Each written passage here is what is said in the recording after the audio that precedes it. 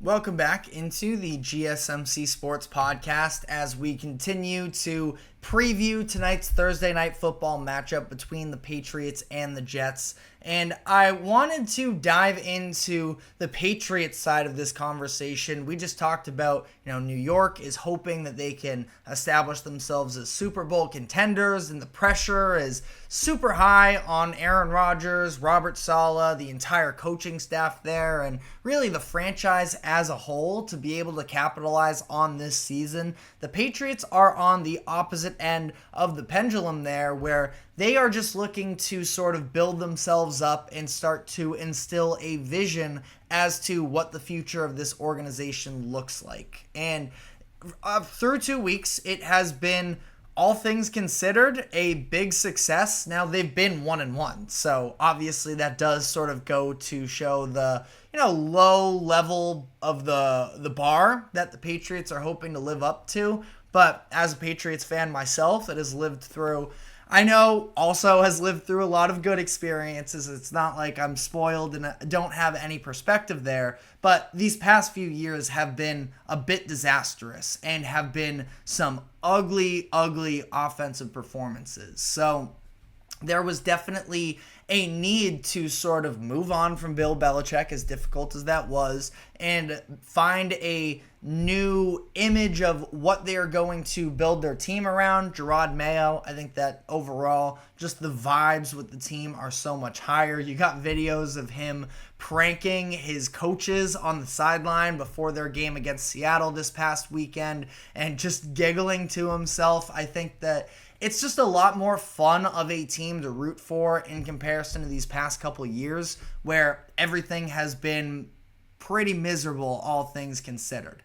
But that being said, as much as everything feels really fun and, revamped, there is still a pretty glaring issue, which is the fact that they have been one of the least efficient passing offenses in the NFL up to this point. And that's not to be unexpected by any means, but they are bottom 3 in the league in passing yards up to this point, just one passing touchdown. So there are a lot of steps forward here that the Patriots need to take. We can agree that up to this point, only 2 weeks, but up to this point, the Patriots season has been a success and that it feels like things are headed in the right track. But there is a reality that Jacoby Brissett, for as reliable as he is, he doesn't bring you that star power that obviously in New England, after 20 years of Tom Brady, a lot of Patriots fans are holding quarterback play to that level of expectation, which, for the record, I think is a bit ridiculous to even consider the idea that there's just going to be another Tom Brady in the works. I think that a lot of Patriots fans are delusional about how difficult it actually is to, develop one of those elite offenses. But what can I say? Bostonians are definitely an impatient breed, generally speaking here. And Brissett has combined for just 67 passing yards in the second half of their past 2 games. Now, that's a little bit of an obscure stat there, especially considering week 1, the entire idea was that you somehow have a lead against the Bengals at halftime. Let's just try to, run this clock out to some degree and not be overly aggressive and just, see if we can bleed this thing out, which they did successfully, to their credit. But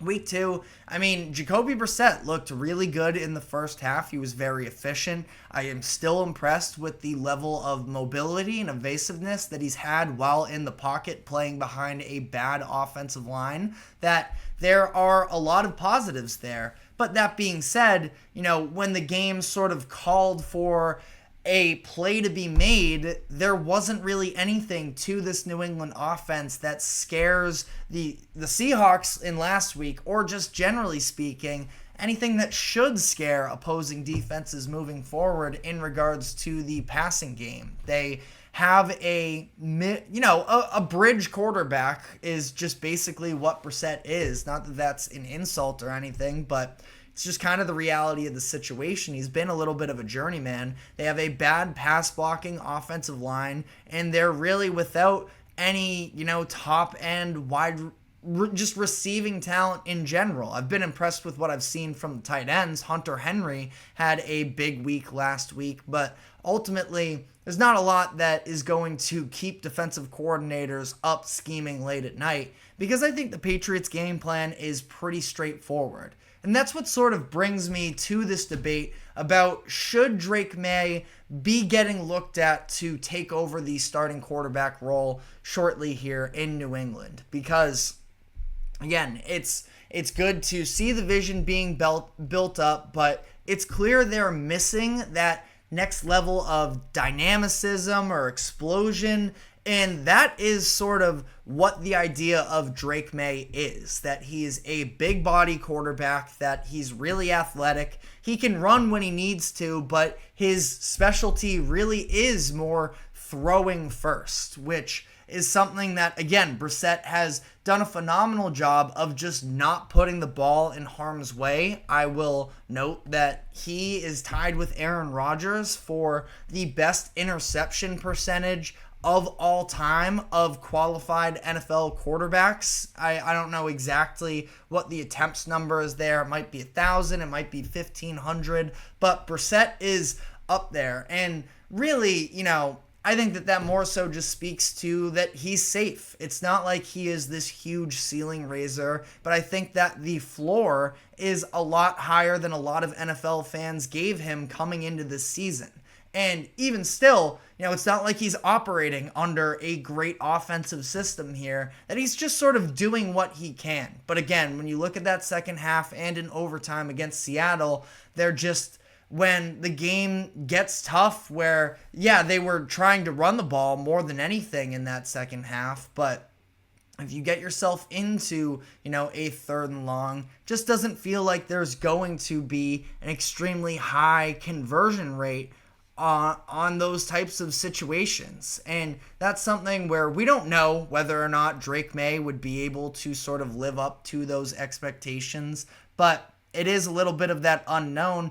That and again, Brissett has actually picked up a couple of these third down conversions using his legs himself, so it's not like that's totally out of the picture either. But Drake Maye just does have that little bit extra bit of flair that a lot of Patriots fans are clamoring for. But all that to be said, I would definitely, and I've been pretty consistent with this, that if I am New England and I'm the general manager there, I am trying to play this safer for just about as long as I can. You look across the NFL right now, and how many of these young quarterbacks have really been all that impressive? You have CJ Stroud, who's on a tier of his own. He's playing like one of the best quarterbacks in the NFL, which is great.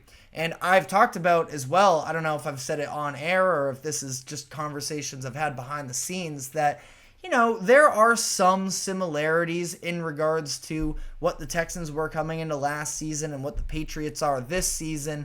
Having a rookie quarterback, having a, head coach, a rookie head coach that had just spent, a number of years in the more modern-ish NFL and seems to have a really good grasp of what it takes to win.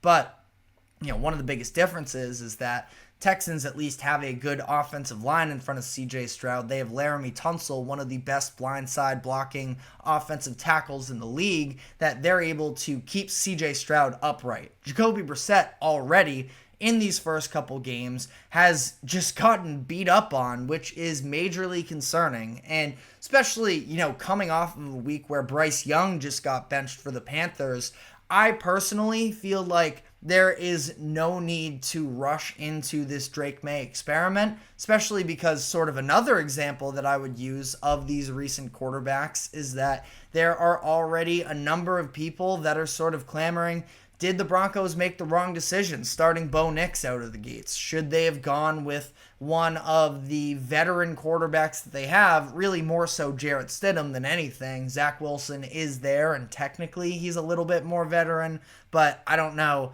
how great that really would have gone for them. But I would definitely be playing the patient game with New England. I understand it's a really boring and lame way to go about things, but call me crazy, I think that quarterback development behind the scenes is vitally important. We've seen, especially for whatever it's worth, the Patriots are about to go and play the Jets, and they saw a number of, pretty highly drafted quarterbacks struggling with them.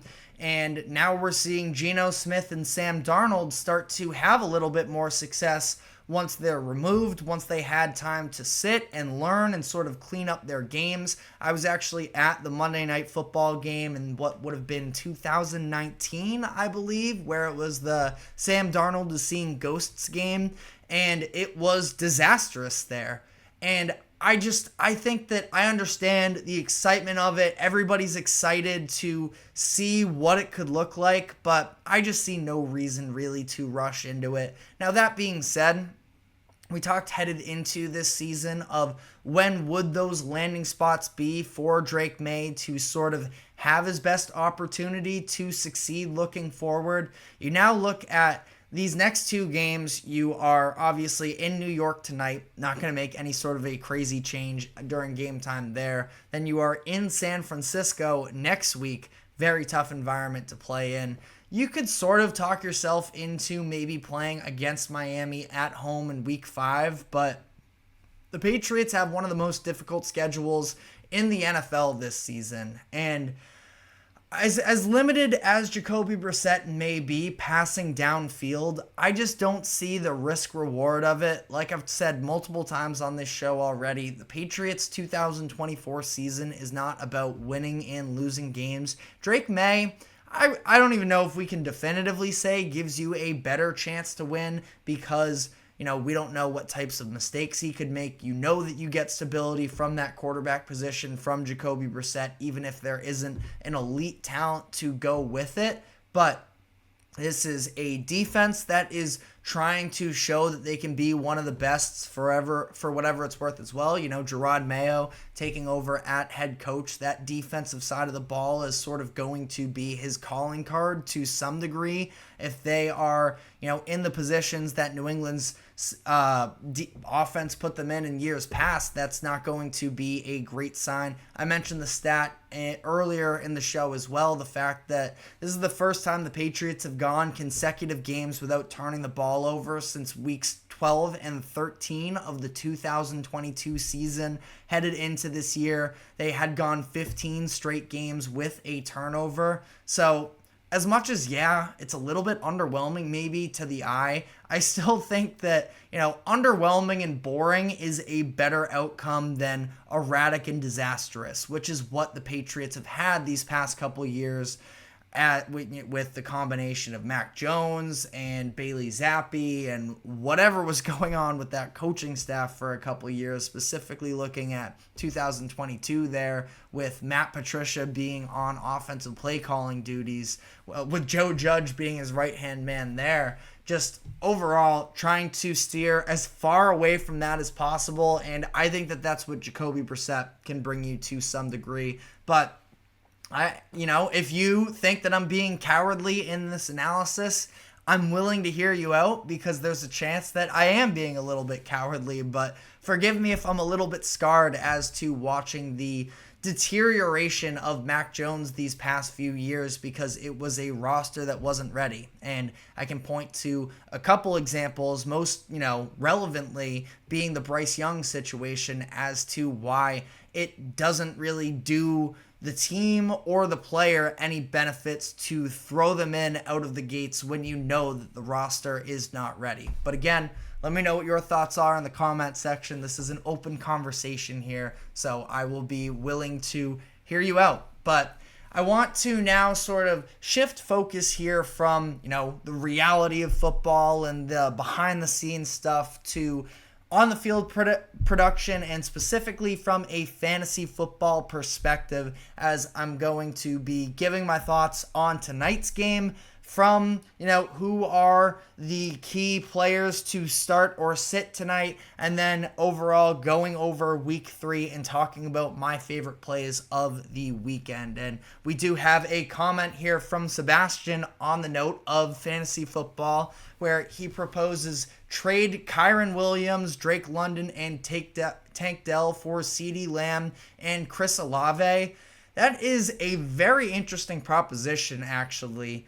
I think I would go with yes. I have real concerns with Kyren Williams, not for the talent that he is, but just that overall situation with the Rams. They've already seen 3 starting linemen suffer injuries that put them on the injured reserve list. We have also seen Cooper Kupp and Puka Nacua be injured, which could actually benefit Kyren in terms of the touches, but I just feel like that Rams situation might just be a messy year moving forward, and then yeah, I would imagine probably leaves. There's not a ton of running back depth, generally speaking, in the NFL for fantasy football this season, I feel like. But, CeeDee Lamb and Chris Olave, you want to talk about a team that doesn't exactly have a lot of, depth at the other receiving options. CeeDee Lamb is going to be force-fed the ball all year long. So I think that he has Offensive Player of the Year potential. Chris Olave, that Saints offense looks so refined so far up to this point in the season that